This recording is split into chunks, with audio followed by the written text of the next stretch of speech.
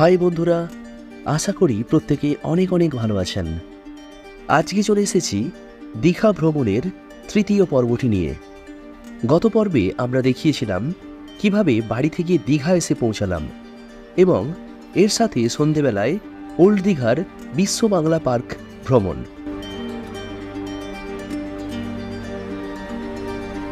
আজকে ডে 2তে আমরা সকাল সকাল ঘুম থেকে উঠে বেরিয়ে পড়েছি নিউ দীঘার সি বিচের উদ্দেশ্যে, কারণ এখান থেকেই আমরা বেরিয়ে যাব দীঘার মোহনা। আপাতত আমাদের এখনকার গন্তব্য দীঘার জগন্নাথ মন্দির, দীঘার মোহনা এবং দীঘার বিশ্ব বাংলা গেট।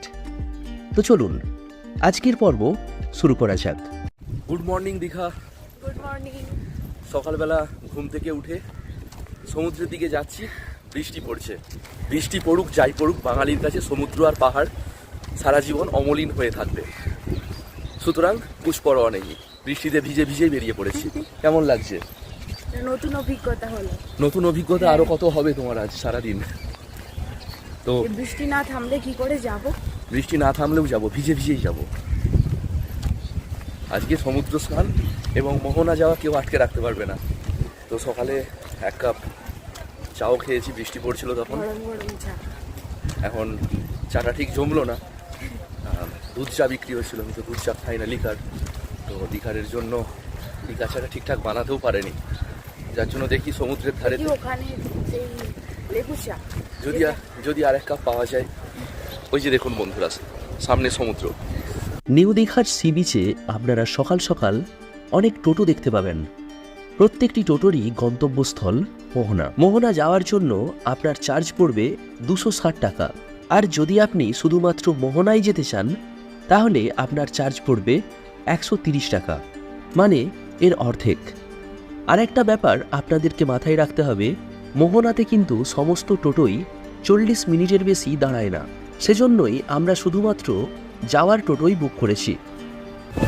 মাছের আড়ত রয়েছে এবং নদী এবং সমুদ্রের মিলনস্থল দেখে আপনাদের ভালো লাগে। বিভিন্ন রকমের মাছ এবং সামুদ্রিক বিভিন্ন রকমের মাছ আমাদের দাদা বললেন, দেখে আপনাদের ভালো লাগবে। যাওয়া যাক। এখানেই সামনেই জগন্নাথ মন্দির, আপনাদের দেখিয়ে দিই। হ্যাঁ বন্ধুরা, দেখতে পাচ্ছেন এটা হলো দীঘার জগন্নাথের মন্দির। মন্দিরটি এখনও সম্পূর্ণ নির্মাণের কাজ চলছে। প্রায় 200 কোটি টাকা ব্যয়ে রাজ্য সরকার দ্বারা পুরীর জগন্নাথ মন্দিরের আদলে এই মন্দিরটি নির্মাণ করা হচ্ছে।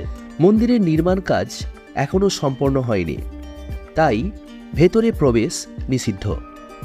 আমরা যতটা সম্ভব আপনাদেরকে বাইরে থেকে মন্দিরটা দেখানোর চেষ্টা করছি। এখানে স্থানীয় লোকেদের জিজ্ঞাসা করে জানলাম, সামনের রথযাত্রা উৎসবে এই মন্দিরের উদ্বোধন করা হবে। মন্দিরের গায়ে নির্মিত কারুকার্য সত্যি এক কথায় অসাধারণ লাগছে। এখনই এত সুন্দর লাগছে, মন্দিরের কাজ সম্পন্ন হলে না জানি আরও কত সুন্দর লাগবে। জয় জগন্নাথ। জগন্নাথ মন্দিরে এই পর্যন্তই। এরপর আমরা বেরিয়ে যাচ্ছি দীঘার মোহনা দেখতে। মোহনা কি তা আমরা সকলেই জানি। নদী এবং সমুদ্রের মিলনস্থল হল মোহনা। দীঘায় এসে এত সুন্দর একটা জিনিস মিস করে যাব না, তা কখনো হয় না। দীঘা এলে আপনাদেরকে কিন্তু মোহনায় আসতেই হবে, না হলে যে দীঘা ভ্রমণ অসম্পূর্ণ রয়ে যাবে। তাই সবুজ প্রকৃতির পথ ছেড়ে ইট এবং পাথরে গড়া শহরের রাস্তা ধরে সমুদ্রের পাড় বরাবর আমরা চলেছি মোহনার উদ্দেশ্যে।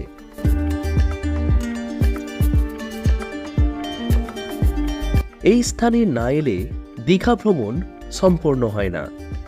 তাই এখন আমরা চলে এসেছি দীঘার মোহনা। বন্ধুরা, আমরা চলে এসেছি দীঘার মোহনাতে। এটাই সেই দীঘার মোহনা। এই দিকটায় দেখতে পাচ্ছেন, এইটা হচ্ছে নদী আর এই দিকে রয়েছে সমুদ্র, অর্থাৎ নদী এবং সমুদ্রের মিলনস্থলকেই আমরা এখানেতে মোহনা বলছি। বন্ধুরা, এখান থেকে তো পুরোটা কভার করতেই পারলাম না, মানে এখানে আমরা পেছনের দিকে ওই যে সমুদ্র দেখতে পাচ্ছেন, এখান থেকে নদীটাকেও দেখাতে পাচ্ছি না একসাথে। আমরা মানে ভিউজটা একসাথে আনতে চাইছি, যেটার জন্য আমাদেরকে চলে যেতে হবে ওই ওখানে, ওই যে অনেকে দাঁড়িয়ে রয়েছেন দেখতে পাচ্ছেন, ওই ওখানটায় চলে যাব। ওখানে হচ্ছে দুটো একসাথে নদী দেখতে আর পাবো। সমুদ্রের মিলনস্থলটা একসাথে দেখতে পাবো। চলুন যাওয়া যাক ওখান থেকে আমরা পুরোটা কভার করার চেষ্টা করছি। আমাদের মতো আরও অনেক পর্যটকই মোহনা দেখতে এসেছেন। এখানে অনেক ক্যামেরাম্যান হাতে ক্যামেরা নিয়েও ঘুরে বেড়াচ্ছেন। আমরাও একজন ক্যামেরাম্যান বেছে নিয়ে বেশ কিছু ছবি তুলে নিলাম। এখন দেখি সঙ্গীতা আমাকে বলছে আমি পাথরের ওপর বসছি, তুমি আমার কয়েকটা ছবি তুলে দাও। অগত্যা আর কি করি, ক্যামেরাম্যানের দায়িত্বটা না হয় এখন আমিই পালন করি। দূরের কিছু নৌকাও চোখে পড়ছে। এখন যেহেতু ভাটা চলছে তাই নৌকাগুলো কাছাকাছি ঘোরাফেরা করছে। তবে জোয়ার এলে নৌকাগুলো আরও দূর দূরান্তে ভেসে যাবে। এখানে যেহেতু বেশিরভাগ মানুষই নুলিয়া সম্প্রদায়ের, তাই তাদের প্রধান পেশা হলো সমুদ্র থেকে মাছ সংগ্রহ করে সেগুলি বাজারে বিক্রি করা। সূর্যের সোনালি আভা সমুদ্রের জলে পড়েছে, যেটা দেখতে এক কথায় অপূর্ব লাগছে। মনে হচ্ছে সমুদ্রের জলে কেউ যেন সোনালি চাদর বিছিয়ে দিয়েছে। সমুদ্রের প্রত্যেকটা ঢেউয়ে সেই আলোর প্রতিফলন আমাদের চোখ যেন ঝলসে দিচ্ছে।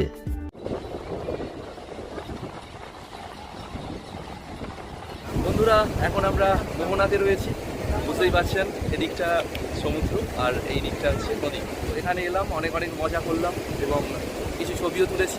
ছবিগুলো এই টুপিটাই কিনেছি। চলুন, টোটোওয়ালা অপেক্ষা করছে, ফোন করেছিল, আমাদের টাইমটা ওভার হয়ে গেছে, এবার যেতে হবে। চলুন যাওয়া যাক। টাটা। এখন আমরা চলেছি শঙ্করপুর ও তাজপুরের সমুদ্র সৈকত দেখবার উদ্দেশ্যে। তবে সে পথে যাওয়ার রাস্তায় মাঝে পড়ে দীঘার বিশ্ব বাংলা গেট। রাত্রে এই গেটটির সৌন্দর্য আরও বৃদ্ধি পায়। নানান আলোর কায়দায় সুসজ্জিত গেটটি দেখতে আরও সুন্দর লাগে। তবে যেহেতু রাত্রির দিকে আমরা আর এদিকে আসবো না, তাই ড্রাইভার দাদাকে কিছুক্ষণ দাঁড়াতে বলে এই গেটের ভিউটা কভার করে নিলাম।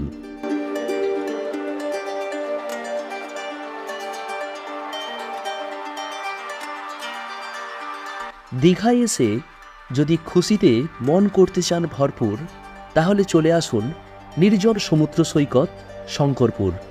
হ্যাঁ, এখন আমরা চলেছি শঙ্করপুরের উদ্দেশ্যে। এরপর চলে যাব তাজপুর।